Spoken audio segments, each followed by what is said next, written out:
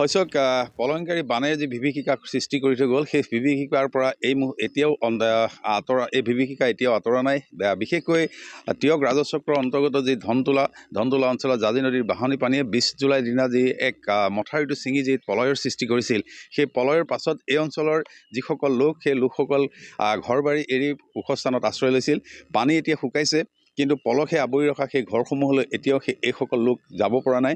আৰু তাত সমান্তৰালকৈ দেখা গৈছে যে এই চিঙা অংশটোৰে যি পানীসমূহৰ ফলত বা বাঢ়নী পানীয়ে এই যিসমূহ পথাৰ বিস্তৃত পথাৰ মোৰ সহযোগী দীপকে দেখুৱাইছে, এই বিস্তৃত পথাৰত ইতিমধ্যে পলসে আৱৰি পেলাইছে। একাঠু পৰ্যন্ত পলস।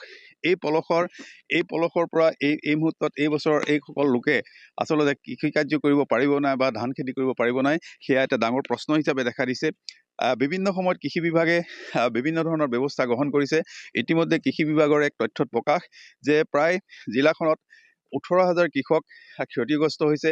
প্ৰায় 6,000 হেক্টৰ বিঘা মাটি কৃষি নষ্ট হৈছে বা কৃষিভূমি নষ্ট হৈছে। আৰু সেই পৰিৱেশত আচলতে এই যে ধনতোলা অঞ্চলৰ যি পৰিৱেশ, পথাৰৰ পৰিৱেশ এয়া এই মুহূৰ্তত শাওনৰ এই মাহৰ শেষ ভাগত দেখা গৈছে যে এই পথাৰসমূহ এতিয়া পলসে আৱৰি পেলাইছে। মই পুনৰ কৈছোঁ, প্ৰায় একাঠু পৰ্যন্ত পলস। আৰু এই পলসে এতিয়া এক ত্ৰাসৰ সৃষ্টি কৰিছে কৃষকসকলৰ মাজলৈ। তদুপৰি এই যিটো চিঙা অংশৰে মথাউৰিৰ কাষত থকা এজোপা বাঁহ বা বিভিন্ন ধৰণৰ গছ আদি কৃষিভূমিৰ ওপৰত এনেদৰে পৰি আছে, যাৰ বাবে এতিয়া কৃষকসকল চিন্তিত হৈ পৰিছে। কেইবাগৰাকী কৃষক বা কৃষকৰ পৰিয়ালৰ লোক মোৰ সৈতে আছে, মই তেওঁলোকৰ পৰা কিছু কথা জনাৰ চেষ্টা কৰিম। খেতিৰ মাটি আপোনাৰ ইয়াতে আছে? এইফালে চাই কওক অলপ। কেনেকৈ পলসে আৱৰি পিছত পলস আৰু এতিয়া খেতিটো কেনেকৈ কৰিব নোৱাৰো আৰু গোটেই বাঁহ পৰি আছে, গোটেই নৈ হৈ গ'ল।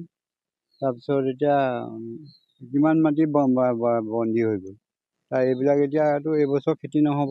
এইবছৰ খেতি নহ'ব, এতিয়া কি হ'ব? খাদ্য আপোনালোকৰ কৃষিৰ ওপৰতে নিৰ্ভৰ কৰে? খেতিৰ ওপৰতে। আমি চাকৰি বাকৰি নাই, আমি হাজিৰা কৰি খোৱা মানুহে। এতিয়া কি চৰকাৰে কি পদক্ষেপ লয়? আপোনাৰ কৃষিভূমি পলসৰ তলত? পলসৰ তলত। আমি এতিয়া মথাউৰিতহে বৰ্তমান আছোঁ, আৰু মাঘ ফাগুনলৈকে আমি মথাউৰিতে থাকিব লাগিব। আমাৰ ঘৰত খেতি কৰিব পৰাটো নহয়েই। দেখিছে এইবোৰ গছ পানীয়ে উটাই লৈ আহিলে পথাৰৰ মাজত থৈ দিছেহি বহুৱাই। খেতি নকৰিলে আপোনালোকে কেনেকৈ খাব? খাম এতিয়া, তাকে আমাৰ আমি বৰ হেৰিয়াত পৰিছোঁ। খেতিয়ে কৰে আৰু চাকৰি আছে? কৰোঁ। আমাৰ চাকৰি বাকৰি বুলিবলৈ নাই, একোৱেই নাই।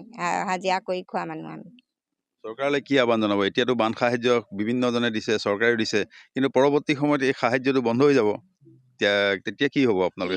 এতিয়া পদক্ষেপটো আমি এইটো তেখেতলোকে জানিব কি লয়। পুনৰ কৈছোঁ চাওক, এইখন কৃষিভূমি আৰু বিস্তৃত কৃষিভূমি কেৱল চকুৱে নমনা অঞ্চললৈকে পলস আৰু এনেদৰে পলসে ঢাকি ৰখাৰ এইখন পথাৰত এতিয়া এইসকল উপান্ত কৃষক আচলতে উপায়হীন হৈ পৰিছে। কেনেদৰে তেওঁলোকৰ ভৱিষ্যত হ'ব? টিয়কৰ পৰা আমাক কিছু পৰিৱেশ দেখুৱালে ৰিজু কুমাৰ শইকীয়া। ৰিজুক আমি ধন্যবাদ জনাইছোঁ।